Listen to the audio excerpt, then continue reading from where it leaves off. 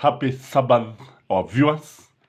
Welcome to Gachagwa's Comment TV, the tallest man in Black Africa. I don't know whether it has ever occurred to you that Rigathi Gachagua can become the president of the Republic of Kenya. Yes, he can become the president of the Republic of Kenya. It happened to Arap Moi. Arap Moi was despised by the Kiambu Mafia, led by Jega Karume and others, and Akina Keka Kimani. The guys from Kiambu wanted to change the Kenya Constitution so that Arap Moi would not succeed the aging Jomo Kenyatta. But as fate would have it, when Kenyatta rested in Mombasa in his bed, Arap Moi took over. He was sworn in and he succeeded the first president of the Republic of Kenya. And for 24 years, the Kikuyus waited for the crowd to pass, kwa sababu wao walikuwa nasema ni wigu la kupita. But wigu likachukua miaka 24 kupita. So when I say Rigathi Gachagua can become the president of the Republic of Kenya, history tells us that it is very, very much possible. If, for instance, if we go by the Kenya Constitution, 2010 Constitution, if the president resigns, the man to take over is Rigathi Gachagua. If he is incapacitated in office, the man to take over is Rigathi Gachagua. If he is impeached, the man to take over is Rigathi Gachagua. And if he was to die in office, and may God forbid, the man to take over is Rigathi Gachagua. So it is very, very, very possible for Rigathi Gachagua to become the 6th president of the Republic of Kenya. If there is one person who should be careful, it is Rigathi Gachagua. If there is one person ambaye nafaa kuangalia neno lolote ambalo linatoka kinywa chake, vile ambavyo anaongea, vile ambavyo anasema, vile ambavyo anafanya, si mwingine ila ni Rigathi Gachagua. The man is just a heartbeat away from the presidency. Indeed, hakuna mtu ambaye amekaribia kuwa rais wa Kenya kuliko Rigathi Gachagua. But my worry is Rigathi Gachagua is one person who is a symbol of division. Anytime he talks, he divides Kenyans. Anytime he talks, he divides even the Kikuyus themselves. Whatever he do, he's not a symbol of national unity. And you know, the president is supposed to be a symbol of national unity. And as the president in waiting, Rigathi Gachagua should be very, very careful with whatever he says, with everything about himself. Again, the man is vengeful. Truth be told, that is why we are discussing him. Because he is a public office. A man who can easily become the president of the Republic of Kenya. And when we have a president who is very, very vengeful, you can imagine what would happen. If you ask me, I would prefer William Samoei Ruto 100 times to Rigathi Gachagua as the president of the Republic of Kenya. Because Rigathi Gachagua is one person who can revenge. The man does not forgive. The man always remember anybody who hurts him. Lolote ambalo amewahi kufanyiwa, hukumbuka na lazima alipizie kisasi. Ijapokuwa Waswahili wanasema mavi ya kale hanuki, sio kwa Rigathi Gachagua. Wahega walikosea wakati walisema yale maneno kwa mujibu wa Rigathi Gachagua na mienendo yake. Again, the man is very brutal. Very brutal. And when you watch him talking, when you listen to Rigathi Gachagua, listen to his tone, the tone of anger. A person who is very, very ruthless. A man who does not mince his words. He doesn't weigh his words. You know, as a leader, you're supposed to weigh your words. Always weigh your words before you speak. And Rigathi Gachagua is brutal to the core. Again, he's a tribal king. And he does not hide. Indeed, he says very clearly that yeye ako pale kuangalia maslahi ya Wakikuyu. Indeed, many Kenyans these days are saying that he is a deputy president of the Gema nation. Yet we know very well that he is in the presidency. He is co-joined on the hip with William Samoei Ruto in the presidency. That is why they had a joint ticket. So, this tribal tag, this tribal affiliation is dangerous for a man who wants to be the president of the Republic of Kenya. Who can become the president of the Republic of Kenya? Again, when you look at Rigathi Gachagua, the man is a Kikuyu supremacist. Just like we have the white supremacist in America. Rigathi Gachagua is a true Kikuyu supremacist. A man who strongly believes that the Kikuyus are favored or should be favored. A man who strongly believes that Kikuyus are superior to other tribes. A man who erroneously thinks that ni Mungu abaye anataka Wakikuyu wapewe kipaumbele.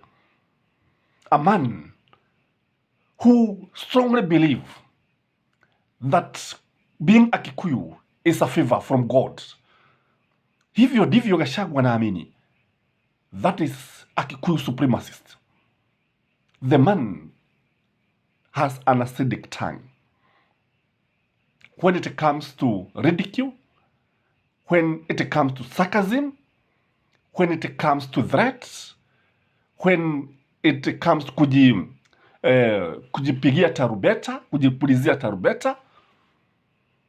Hata you saw, he is very good at blowing his trumpets. Anajisifu, ajiita kijana wa Maumau, chuma ya zamani, kujisifu, kujitapa, madoido. This is a man who is a heartbeat away from the presidency. This is the man who can easily succeed William Samoei Ruto. This is the man who can easily occupy State House. And again, I don't know what would happen if Rigathi Gachagua was to become the president of the Republic of Kenya. Because I know many people would be very, very uncomfortable with Rigathi Gachagua as the president of the Republic of Kenya. But there's nothing he can do if he becomes the president of the Republic of Kenya. Unless we change the constitution, there's not much we can do other than just accept him as the president of the Republic of Kenya. I don't know, because I believe somebody like Skyman would be fed to the lions, because he has been very, very critical to Rigathi Gachagua and his style of leadership and his modus operandi, the way of doing things. I don't know what would happen to Raila Odinga. Raila Odinga will go to prison the following day. If you watch Rigathi Gachagua talking, his attitude towards Raila Amolo Odinga is that of somebody who will not hesitate to ensure that the man is under home arrest or taken to prison. That is what would happen. Truth be told. What of Uhuru Muigai Kenyatta? Uhuru Muigai Kenyatta would go to prison also. If not to prison, he would go for exile. He would run away from this country. Because I believe he would be arrested the following day. Remember, I've said the man is very, very vengeful and very ruthless, very unforgiving. Remember, he has always accused Uhuru Muigai Kenyatta of sending the DCI to go and arrest him at night, naked, in presence of his family. And if that is what happens, I don't support it. If that is what happened, I don't support it. It was wrong if it happened. If at all it happened. If somebody is guilty, let him be arrested in a dignified way and taken to court. So, there are many people who I believe would be in serious trouble if Rigathi Gachagua was to become the president of the Republic of Kenya. Again, it is high time that Rigathi Gachagua start behaving presidential, start looking presidential, start wearing presidential, start looking at things in a presidential way. By that I mean the way he talks, the way he behaves, the way he eats. Kwa sababu hata kula mahidi akitembea kwa popa is not presidential. Yale matusi ambayo anarusha hapa na pale, vile vitisho are not presidential. It is high time he becomes a symbol of national unity, not a Kikuyu supremacist. It is high time he starts uniting people from all walks of life. It's high time he rally regional leaders around him.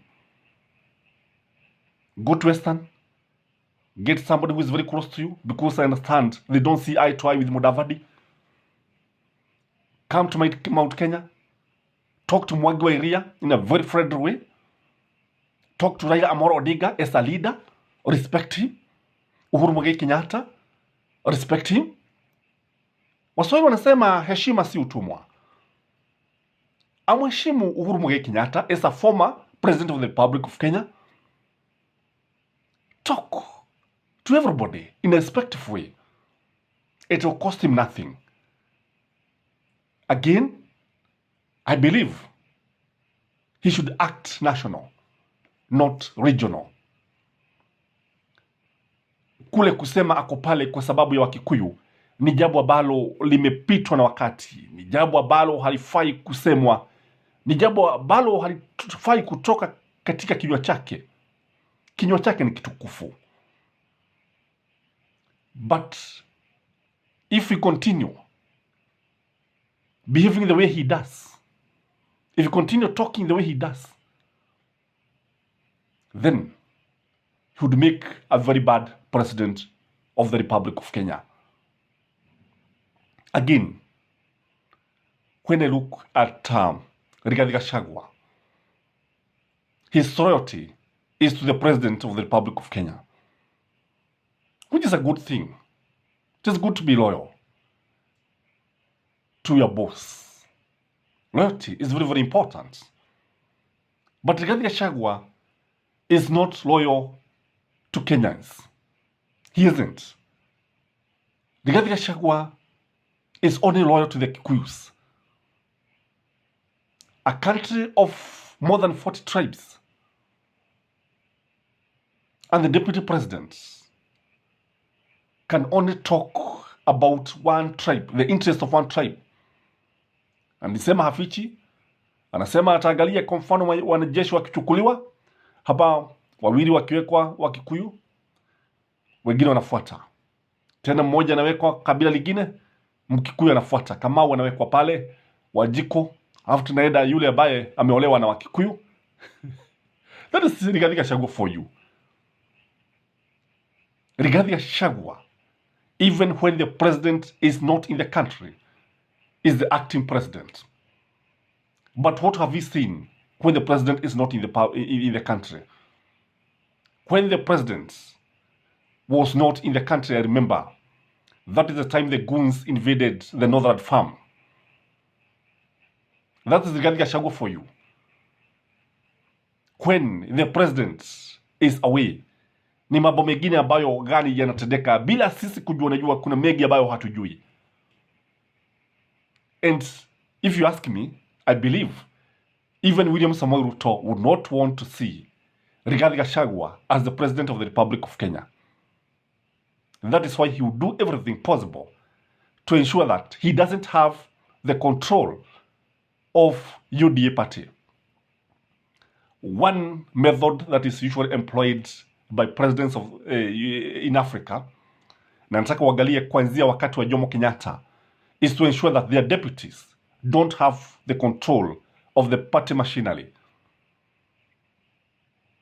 Ukiangalia utaona kwamba wakati wa Jomo Kenyatta, chama cha KANU kilikuwa, it was manipulated by the Kikuyus. Arap Moi did not have any control of KANU machinery until he became the president of the Republic of Kenya. When Mwai Kibaki was put to the periphery, akawekwa kando, vile vile hakupewa nafasi. Hata kuongea hadharani ilikuwa tatizo kwa Mwai Kibaki. Wakati Kibaki alichukua hatamu za uongozi kama rais wa Jamhuri ya Kenya, with NAK, he tried to unite LDP and NAK Kenya, but it was never to be. So he lost control of the party machinery, and that was one of the causes of the tribal clashes of 2007, because we had a president who had a very weak party in the name of PNU, Party of Party of National Unity. Again, come Uhuru Muigai Kenyatta, and he ensured that Jubilee was dead, so that Arap Ruto did not inherit Jubilee machinery. Though he had the grip of the party, and that is why he was able to have his royal soldiers elected in parliament, as senators and as governors. But in the final analysis, Jubilee died. Today, Jubilee is just a pale shadow of its good self. Today, it is William Samoei Ruto who is ensuring that Gachagua does not have control of UDA. That is Kenyan politics for you. So Rigathi Gachagua can become the president of the Republic of Kenya. So he is a president in waiting, unless it is proved otherwise, unless the constitution is changed. He remains a heartbeat away from the presidency. Sijui utasemaje, lakini tuseme ya kwamba hayawi huwa na umdhaniaye siye ndiye. Sio maneno yangu, ni maneno ya wahega wenu. Gachis Kaiman, the tallest man in Black Africa.